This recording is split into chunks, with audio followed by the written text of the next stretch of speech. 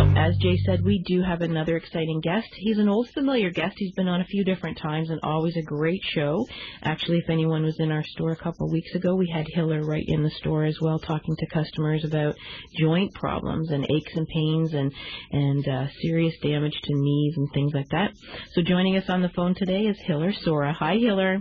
Hi, Kim. How's it going? It's very well. How did you like your little visit to Chatham? It was beautiful. Yeah. It was a lovely place. Yeah, actually, I think you had one of the really nice weather days, didn't you? Oh, it was gorgeous, yeah. Yeah, yeah. I was there with the kids at a provincials basketball tournament, and so there were a lot of little 9, 10-year-old girls running around Chatham that weekend. So that's probably why you chose to come to the store for a couple hours. Absolutely. I had to come and say hi to you, Kim. Absolutely. Well, we really appreciated it, and I know a couple of our staff actually got really enlightened on the Joint XL and you know, all the great things that it does, because I think even us in the store, we forget about all the extra things that particular formula does. So what we're talking about today is something called Joint XL to all of our listeners. And so Hiller, just give us a little brief rundown. How did you get involved with having Joint XL in your life? Yeah, Kim, I was an athlete when I was younger. I still kind of... You're young? One of those that you think you're still an athlete, but nothing as serious as it was when I was in my teens and 20s. Mm-hmm. And I was a high jumper and a volleyball player primarily. And by the time I was about 24, I guess the pounding on my knees had taken its toll. And I was basically living off anti-inflammatories just so I could play volleyball still. And what we know from research that has been done on, say, anti-inflammatories and joint disease and so forth is that the anti-inflammatories actually accelerate arthritis. Mm-hmm. That they, in fact, end up killing the little cells that produce cartilage. So by the time I was like 28, I had no more cartilage left in my knees. Oh my gosh! And I was walking upstairs in pain constantly, and the only way I could function was on anti-inflammatory. So I had to find an alternative, because the doctor said that, you know, you're ruining your insides and it's hard on your organs and so forth. So I had to find an alternative. So were you experiencing any of those problems? I know a lot of people on anti-inflammatory have the whole stomach issues and things like that. The doctor basically said, because I was getting some blood in my stool, that that's a sign that you shouldn't take them anymore, or at least take a big long break from them. Yeah, because they cause internal bleeding. I've heard so many horror stories. Yeah. Yeah. So you started taking the Joint XL?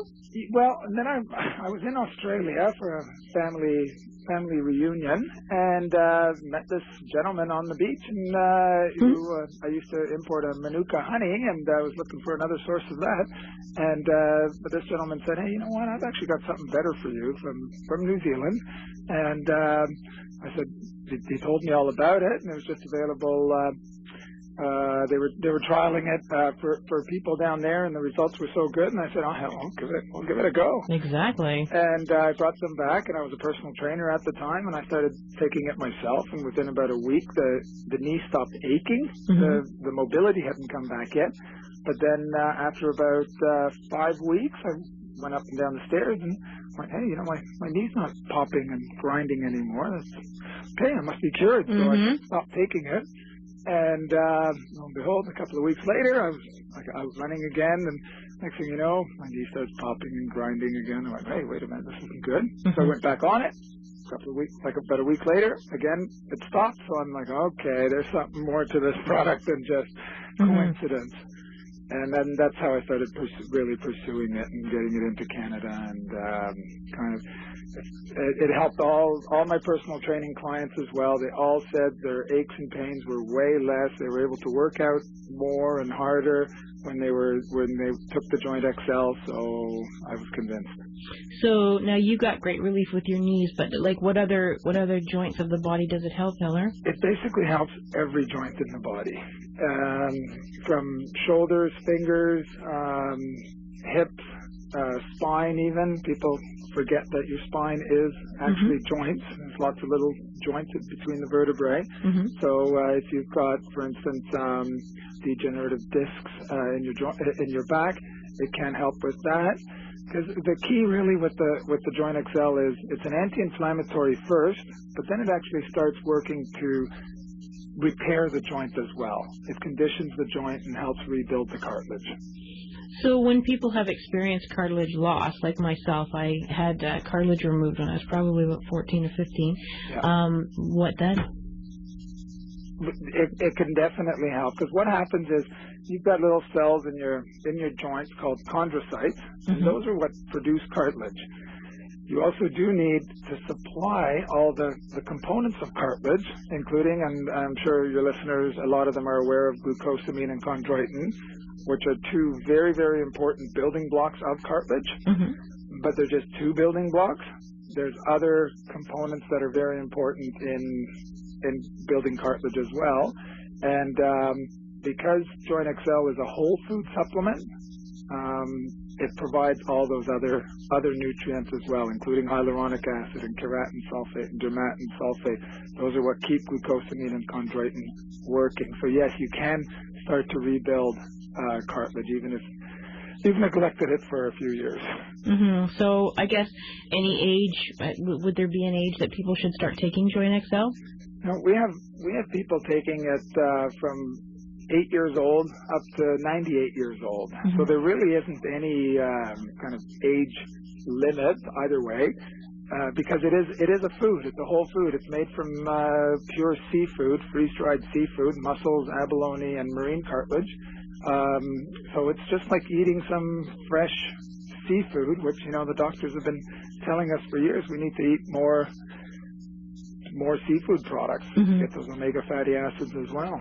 Yeah, that's interesting, because they say, you know, years ago when all of our continents were settled, most of the people lived around the coast, right? Because that's where they had easy access to water, and we were so much healthier then. And then the further we move inland, people started to experience over centuries, but experience more of these health challenges that as we move away from those sources of sea things, right?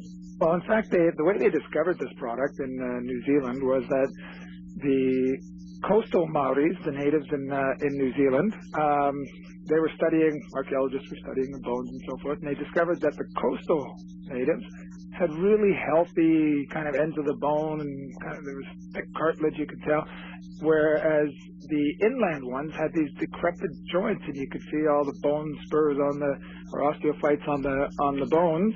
And so they started to try to figure out why that was, and they determined that the coastal ones ate mussels, abalone, and they ate all the fish always, like they ate the cartilage and everything. And the inland ones would eat just red meat. Interesting. So they determined that it must be something in their diet, and so that's how they started researching it. You know, it's really weird. As you were speaking about cartilage, I was just thinking, and this might be a little bit off topic, but I remember as a kid, because we always gave, you know, the chicken bones and things like that to our pets, and I honestly think I have noticed that there's less cartilage even in chicken, like on chicken bones, and it has to directly relate to what they're being fed. That could very well be.